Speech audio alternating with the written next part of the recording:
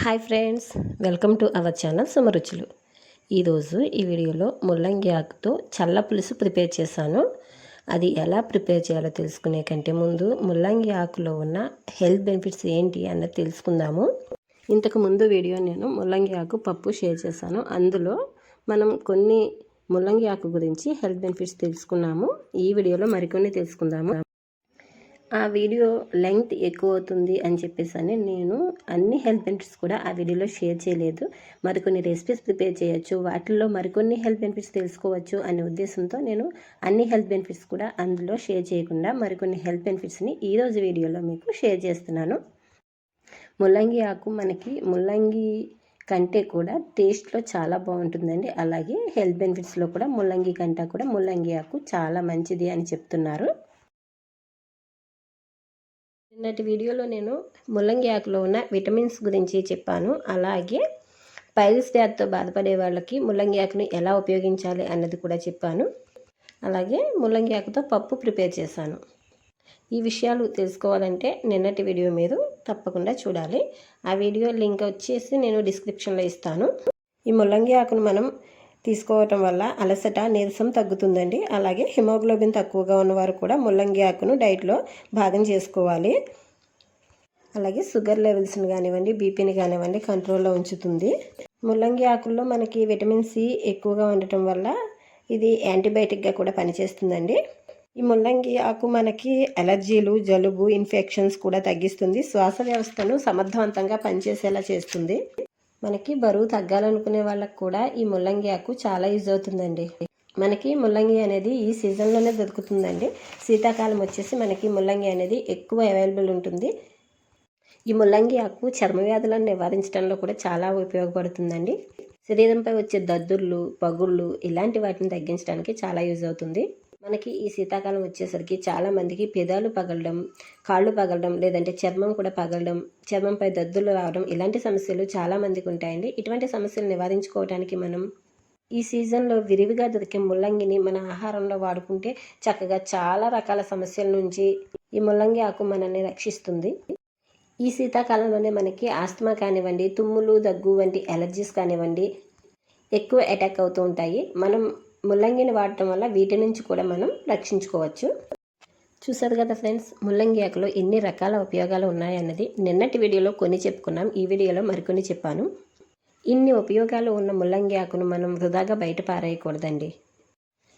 నేను ఈ ముల్లంగి ఆకుతో నిన్న ప్రిపేర్ చేసిన పప్పు, ఈరోజు ప్రిపేర్ చేసే చల్ల పులుసు, అలాగే ఇంకా పచ్చడి చేసుకోవచ్చు, పరాటా చేసుకోవచ్చు. ఇవన్నీ కూడా నేను మీకు ఒక్కొక్కటిగా షేర్ చేస్తూనే ఉంటానండి. ఈ ముల్లంగి దొరికిన అన్ని రోజులు కూడా నేను మీకు ముల్లంగి రెసిపీస్ కానివ్వండి, ముల్లంగి ఆకు రెసిపీస్ కానివ్వండి మీకు షేర్ చేస్తూనే ఉంటాను. చక్కగా మీ ఇంట్లో ఈ రెసిపీస్ అన్ని ట్రై చేసి టేస్ట్ చేసేయండి. ఇప్పుడైతే ముల్లంగి ఆకు చల్ల పులుసు ఎలా ప్రిపేర్ చేస్తున్నాను అన్నది చూసేయండి. మరి ఈ ముల్లంగి ఆకు మజ్జిగ పులుసు చేసుకోవడానికి ముందుగా నేను ఒక 2 స్పూన్ల పెసరపప్పు తీసుకున్నాను ఒక బౌల్లోకి. అలాగే 1 స్పూన్ ధనియాలు, 1 స్పూన్ జీలకర్ర, 1/2 స్పూన్ ఆవాలు తీసుకున్నాను. వాటిలో కొద్దిగా నీళ్లు పోసి శుభ్రంగా 2 సార్లు కడుక్కున్నాను. ఇలా కడిగిన వీటిలో నీళ్లు పోసుకుని మూత పెట్టి 1 గంట, గంటన్నర పాటు బాగా నాననివ్వాలి. ఇవి 1 గంట, గంటన్నర పాటు బాగా నానిన తర్వాత వీటిని మిక్సీ జార్లో వేసుకుని మెత్తగా పేస్ట్ లాగా గ్రైండ్ చేసుకోవాలి. ఇలా నానిన వాటిని నేను వేసేసుకున్నాను కదా, ఇందులో చిన్న అల్లం ముక్క వేసుకున్నాను. అలాగే ఒక 2 పచ్చిమిరపకాయలు కూడా వేసుకుంటున్నాను. వీటిని ఇప్పుడు మెత్తగా గ్రైండ్ చేసేసుకుందాము. దీన్ని పేస్ట్ చేసి పక్కన పెట్టుకున్నాం కదా, ఇప్పుడు స్టవ్ పైన ప్యాన్ పెట్టుకుని వేడి చేసుకుంటున్నాను. అందులో ఒక 2-3 స్పూన్ల నూనె వేసుకోవాలండి. ఈ నూనె బాగా వేడెక్కనివ్వాలి. ఇది బాగా వేడెక్కిన తర్వాత మనం శుభ్రంగా కడిగి ఆరబెట్టుకుని సన్నగా తరిగి ఉంచుకున్న ముల్లంగి ఆకును ఈ నూనె వేడెక్కిన తర్వాత దాంట్లో వేసేసుకోవాలి. ముల్లంగి ఆకును మనం సన్నగా కట్ చేసుకోవాలండి. లేదు అంటే అవి ముక్కలాగా ఉంటుంది. మనకి చల్ల పులుసులో చక్కగా అన్నిట్లో కలిసినట్టు కావాలి అంటే మనం చిన్నగా కట్ చేసుకుంటే బాగుంటుందన్నమాట. ఇలా కట్ చేసిన ముల్లంగి ఆకును నూనె వేడైన తర్వాత దాంట్లో వేసుకుని ఒక 2-3 నిమిషాల పాటు ఫ్రై చేసుకోవాలండి. ముల్లంగి ఆకు కొద్దిగా ఫ్రై అయిన తర్వాత మూత పెట్టేసి స్టవ్ను సిమ్లో పెట్టుకుని ఒక 4-5 నిమిషాల పాటు ఉడికించుకోవాలి. మధ్య మధ్యలో మూత తీసి కలుపుతూ ఉండాలి. మనకి ఆకు లేతగా ఉన్నట్లయితే ఇలానే మగ్గిపోతుంది. కొంచెం గట్టిగా ఉన్నట్లయితే దాంట్లో కొద్దిగా వాటర్ పోసుకుని మూత పెట్టి మరొక 2-3 నిమిషాల పాటు మగ్గించుకుంటే మనకి చక్కగా ఉడికిపోతుంది ఆకు. మనం దుంపలు తెచ్చుకున్న వెంటనే ఫ్రెష్గా ఉన్న ఆకును వెంటనే వండుకున్నట్లయితే మనకి టేస్ట్ బాగుంటుంది. అలాగే మగ్గేటప్పుడు కూడా త్వరగా మగ్గుతుంది. అది మగ్గేలోపుగా మనం ఇందాక గ్రైండ్ చేసి పెట్టి ఉంచుకున్నాం కదా, ఆ పేస్ట్ వచ్చేసి నేను ఒక గిన్నెలో వేసుకుంటున్నాను. ఇప్పుడు ఇందులో మజ్జిగ వేసుకోవాలి. ఇది కొంచెం లైట్గా పుల్లగా ఉన్న మజ్జిగ అయితే బాగుంటుందండి టేస్ట్. అంటే మనం అప్పటికప్పుడు తోడిపెట్టిన పెరుగు కాకుండా నిన్న మనం పోసుకున్న పెరుగులో మిగిలినది ఉంటుంది కదా, అది కొంచెం పులుపు వస్తుంది. అలాంటి పెరుగు తీసుకున్నట్లయితే మనకి చల్లపులుసు అనేది టేస్టీగా ఉంటుంది. దాన్ని అలా పెరుగులాగా కాకుండా కొంచెం నీళ్లు కలిపి పల్చగా చేసుకుని అప్పుడు దాన్ని మనం ముందుగా గ్రైండ్ చేసి పెట్టి ఉంచుకున్న గ్రేవీ ఆ మజ్జిగలో వేసుకుని కలుపుకోవాలి. బాగా మిక్స్ చేసేసుకోవాలి. ఈ విధంగా మనకి కన్సిస్టెన్సీ ఎలా ఉండాలి. మజ్జిగ మనం రెడీ చేసి పెట్టుకున్నాం కదా, ఇప్పుడు ముల్లంగి ఆకు ఎలా ఉంది, మగ్గిందా లేదా అన్నది ఒకసారి చెక్ చేసుకుందాము.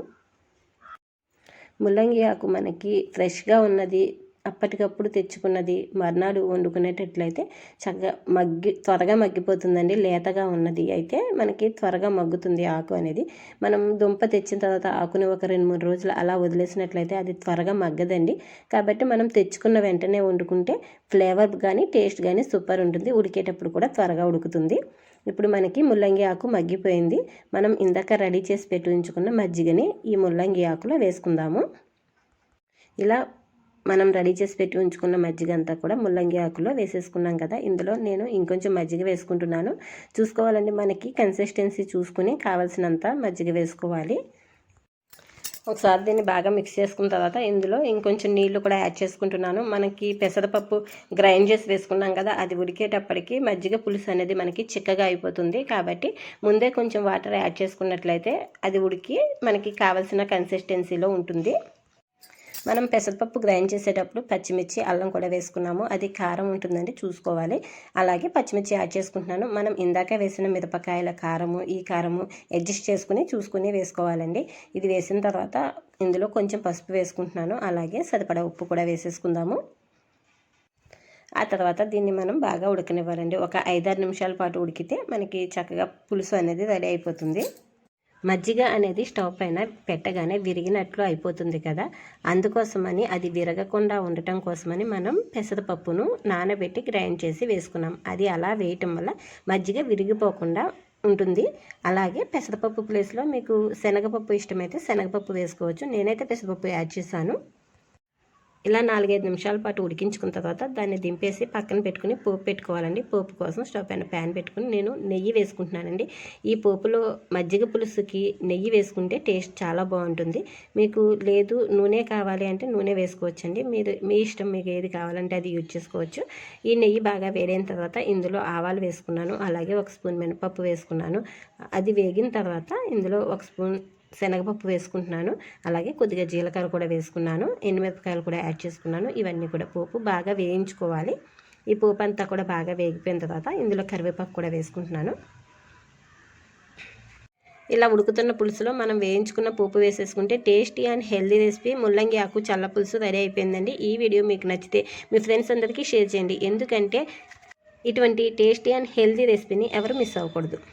అలాగే ఇటువంటి tasty and simple and healthy recipes కోసం నా ఛానల్ని సబ్స్క్రైబ్ చేసుకోండి.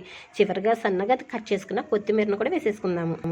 Thank you friends for watching my video. Share with your friends and family. Don't forget to subscribe my channel.